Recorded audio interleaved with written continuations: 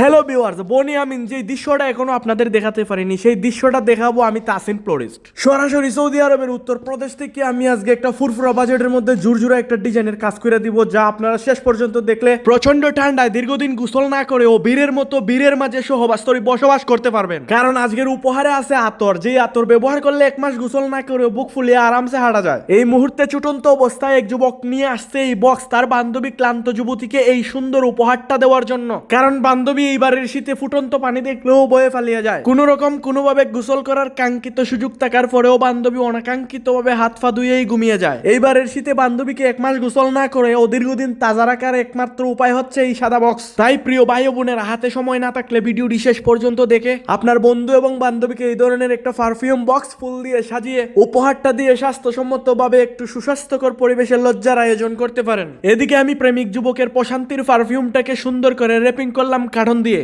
এবার আসো খেলা হবে। কাজ শেষে ড্রাইভার এসে হাদিয়ার বক্সটা বান্ধবীর বাসায় নিয়ে চলে যাবে, কারণ প্রেমিক যুবক সরাসরি উপহারটা বান্ধবীর হাতে তুলে দিবে না। এই জায়গায় প্রাইভেসি যুক্ত পাসওয়ার্ড আছে, সেই জন্য একজন বিন্দেশি ড্রাইভার দিয়ে আমি কাজ শেষে বান্ধবীর বাসায় এই উপহারটা পাঠিয়ে দিব। গোপনে দান করা ভালো, গোপনে সদকা দেওয়া ভালো, গোপনে উপহার দেওয়াটা তার চাইতে বেশি ভালো, এতে কোনো রিস্ক থাকে না। আজকে এমন একটা দিন কোম্পানির মধ্যে কোনো লাল গোলাপ ছিল না, আমার দোকানে যাও ছিল একটা লাল গোলাপ, তাও বাঙ্গা। এদিকে প্রেমিক যুবক লাল গোলাপ ছাড়া কোনো রকম মানতেই ছিল না, বলতেছিল আমার 1 পিস হইলো লাল গোলাপ লাগবেই। তাই আমি বালতির তলদেশ থেকে কনকনে শীতে ঠান্ডা পানিতে হাত চুবিয়ে একটাই মাত্র বাঙ্গা লাল গোলাপ খুঁজে পাইলাম এবং সেই বাঙ্গা ফুলের ডাঁটার মধ্যে আঠানা দিয়ে বাঁশের কাঠি লাগিয়ে আতরের বক্সের নির্ধারিত লোকেশনে জুম করে বসিয়ে দিলাম, যাতে করে বান্ধবীর চশমা ছাড়াই চোখের মধ্যে লাল গোলাপটা ঝিরঝির করে বাসে। সিঙ্গারার ভিতরে বেড়ায় দেয় আলো। আর এদিকে আমি একজন মহাবড় দয়ালু। আজকের এই কাস্টমার মুখ বন্ধ করে বলতেছিল আমার এই আতরের বক্সটা কিভাবে কম টাকার মধ্যে সুন্দর একটা রূপে সাজিয়ে দেওয়া যায়। আমি বলছিলাম আমার দোকানে স্বাস্থ্যসম্মত স্ট্যান্ড আছে, আতরের বক্সটা যেহেতু বড় সেই বক্সটা স্ট্যান্ডের মধ্যে বসিয়ে তারপর ফুল দিয়ে সাজিয়ে দিয়ে সুন্দর হবে। কিন্তু সে আমার বাজেট শুনে কিছু না বললেও তার পকেটের টাকা আমাকে বলতেছিল প্লিজ আমাকে ক্ষমা করে দাও, কারণ আমরা সংখ্যায় খুবই অল্প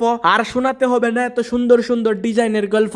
আর এই টাকার কথাগুলো কাস্টমার শুনে ফেলছে, সে বলতেছে এমন কিছু করো যেটা বাজেট কম দেখতে সুন্দর। তাই অবশেষে আমি কুবুদ্ধি দিলাম এবং সুবুদ্ধির সাথে কাজটা শেষ করলাম। কাস্টমারকে আমি বলছিলাম স্ট্যান্ড যেহেতু কিনবাই না, তাইলে তোমার যে আতরে বক্স ওইটারে আমি স্ট্যান্ড হিসাবে ব্যবহার করি। সে বলতেছিল কিভাবে? আমি বললাম এটার আগে র্যাপিং করবো, তারপরে ফুম বসাইবো, তারপর ফুলের কাজ করবো। 32টা দাঁত বার করে কাস্টমার দিল এক হাসি, এদিকে আমিও খুশি। কাজটা আল্লাহ আল্লাহ করে শুরু করলাম। এবার আপনারাই বলেন উপহার না পাইলে কে কে জ্বলেন? আর উপহার যদি পাইতে চান এই ধরনের সুন্দর একটা উপহার, তাইলে ভরসা করেন এমন একজন মানুষকে মেনশন করুন ভিডিওতে অথবা তাকে শেয়ার করে দিন। আমার বিশ্বাস যদি সপ্তাহ 10 দিন পর পর আপনি গোসল করেন তাইলে এই ধরনের সুন্দর একটা উপহার পাওয়ার আপনিও একজন দাবিদার। এবার আপনারাই বলুন কোন ধরনের স্ট্যান্সার আতরে বক্সটার স্ট্যান্ড হিসেবে ব্যবহার করে ফুল সাজে ইয়া কেমন সৌন্দর্য ফুটিয়ে তুলতে পারছি।